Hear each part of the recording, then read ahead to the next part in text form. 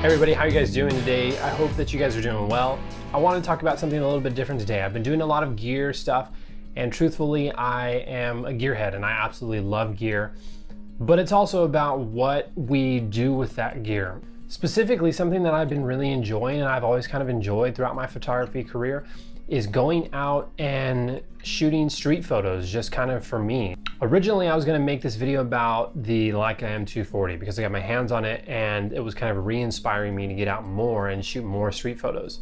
However, after coming home, I realized that it's not about that camera that's been doing it for me. And I realized that it's actually about me going out and creating street photos, and that regardless of whatever camera that I'm using, whether it's a Sony, a Canon, or a Leica, or even a film camera, that I just enjoyed that process so much, and I have photos that kind of show that.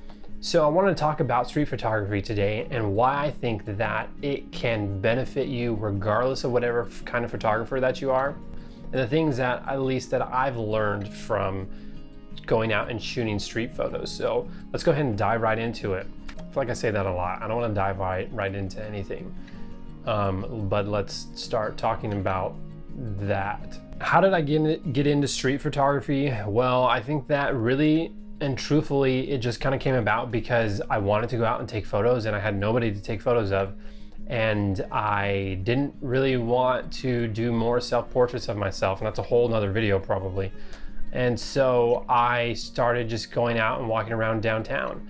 But it became almost like a meditation, a photographer's meditation.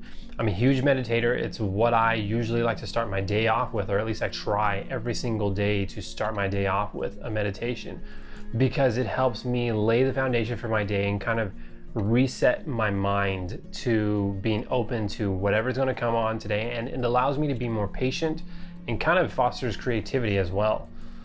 So street photography, or more specifically just going out and walking around your local area with a camera and just creating photos just for you, for the sake of creating photos essentially, is what I'm talking about. And it's like a meditation for photographers, in the sense that you have to become more aware and you're more present and more mindful of what's going on around you. You have to be observant of just everyday things that I think we often walk past and don't notice, because you're looking to create art, to create something interesting out of something that happens every single day.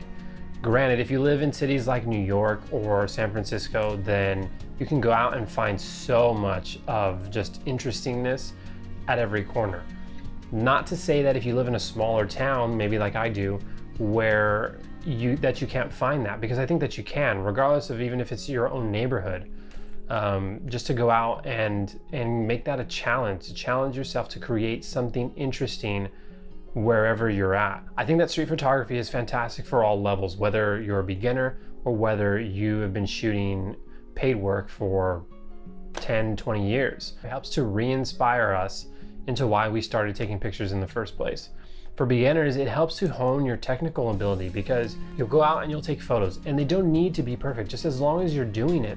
You get home and you kind of see, okay, these are the settings that I used, and maybe I could have done this differently to get a better, stronger composition, or to tell a story more effectively. And you learn that way. And you get to choose, say, I like to shoot wide open in these situations, and maybe you try shooting with more depth of field. For me, it becomes kind of a challenge from the person-to-person standpoint, because I love shooting wide. I love 24, 28, 35. Those are my go-to focal lengths, because it makes the viewer feel like they're there. And especially for documentary, you can get really close and to create interesting compositions with those focal lengths. And so that translates onto street photography, in the sense that these are strangers, and how do I get close to them without making them feel uncomfortable? For me, I'm a wedding photographer and I'm a documentary style wedding photographer, and it translates almost directly to one another. The street photos out in downtown for me or wherever translates directly into a wedding day. And so it's a nice parallel there. However, I think that even if you're a fashion portrait photographer, becoming more mindful of of what you're shooting, what you're photographing. In street photography translates into seeing those micro expressions in the faces of people and being more aware of that, and picking and choosing what you want to document and how to tell or capture somebody more true to them. So I think that there's so many different benefits that street photography has, and that it can translate into just about any type of photography. It teaches you patience and the ability to learn how to anticipate moments, because sometimes you go out and it's super easy to find interesting things, and other times you go out and you have to kind of work a little bit harder to find something or make something that is interesting. And so it teaches you that patience aspect of it. And then not only that, but you get to kind of see the behaviors of people and to learn to anticipate, okay, well, I think that this would be interesting if this person walks into the light at this time. And so maybe I camp out there and wait until that moment actually happens. So anticipating and being patient with your photographs and knowing when to essentially hit that shutter button, those are critical things that I think that are so important to various types of photography in various arenas. Really, it just becomes a way for you to experiment. I think that experimentation and play, essentially going out without a purpose other than really to just create something for you, whether it's good or whether you're not as happy with it, at least you get out and create something. I think that does so much to maintain our artistic and creative joy, really, because it's so easy for us once we start to become professionals to shoot paid work and to get burnt out on that. And this, I think, kind of helps to reinvigorate that. The other thing is that you don't need a ton of gear to be able to do this. You can do this with a film camera. You can do it with your normal DSLR, your Sony camera, or anything really. And there's a couple of things that I like to do just to kind of make it easy and fun and to make it enjoyable for me. So I kind of want to talk just a little bit about the technical side of how I go out and shoot some photos. One of the things that I absolutely love is getting some film, throwing it in a camera, and then going out and shooting film, especially for street photos, because it just feels so much more authentic. And I'm not spending any time trying to look at the back of my camera to make sure that I got the shot. I'm there, I shoot my photo, and then after that, I'm on to the next thing. I'm looking for something else that's more interesting. So that to me is I feel like that's the best way to kind of immerse yourself in this, but it's not the only way. You can definitely do it with a Sony. I went out the other day because I was early for a meeting and I was shooting with a Sony camera, which arguably I think is a lot of photographers look at it as a computer more than a camera.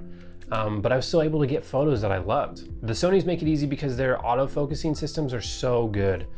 But with film, what I like to do is I will set the aperture, especially on a bright day, I'll set it to like f8 or maybe even higher than that. And then what happens is that I can set my focusing manually to say 10 feet away from me. Because I want to be able to capture people without them being aware of me actually doing it. So I will set the aperture pretty high, and then I'll set the focusing to say 10 feet or 7 feet. And so what that ends up doing is that at like f11, f16, everything from about 7 feet all the way up to 15 feet is in focus.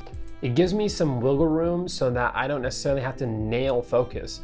Shooting at like f1.4 is not impossible, but it's really hard, especially if you're trying to be inconspicuous. And with a film camera, especially one like this, the shutter sound is kind of loud.